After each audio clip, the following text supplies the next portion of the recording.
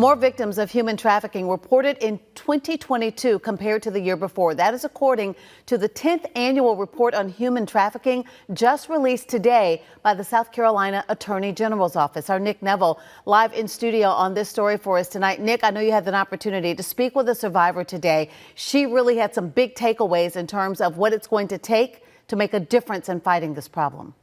Yes, that's right, Judy. So to make a difference, Kat Wehunt says that the problem really won't be solved until the community at large gets outraged. She says the key is to raise more awareness about this issue, and that work is continuing this year with the hiring of a prevention education coordinator who's going to work with schools throughout the state. We will not stop with this crusade until we have eradicated human trafficking in the state of South Carolina. A firm commitment from Attorney General Alan Wilson as the state releases its annual human trafficking report.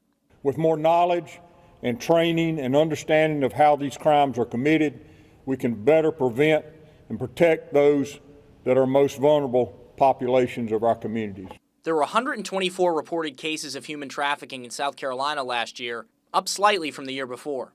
The number of victims reported increased by 35% from 206 in 2021 to 277 last year. As people become more aware, another group of people are becoming more aware of this crime, and that's victims of human trafficking. These crimes are happening all over the state, with the most reports coming from Greenville County, followed by Charleston, Richland, Horry, and Spartanburg.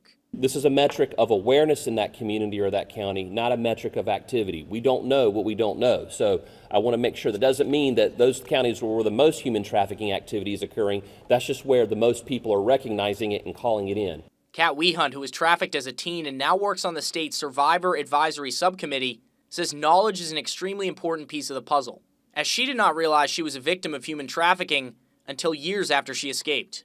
I thought that it was just like the movie Taken, and I thought, well, I wasn't sold for $1 million on a yacht, or I wasn't kept in a basement. It's a really small portion of those that are trafficked that are kidnapped or trafficked by somebody that they don't know. And so I think it's really just the information that's being shared.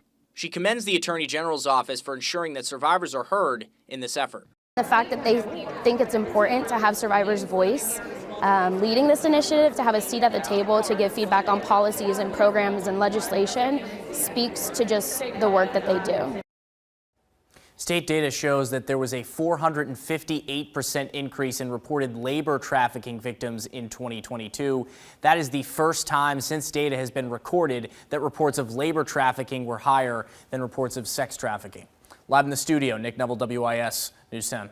All right, Nick, thank you so much. Very important report. And also, to really address this issue with a statewide coordinated effort, our state is also going to have regional task forces that will look at the unique challenges in each part of our state as it comes to fighting human trafficking.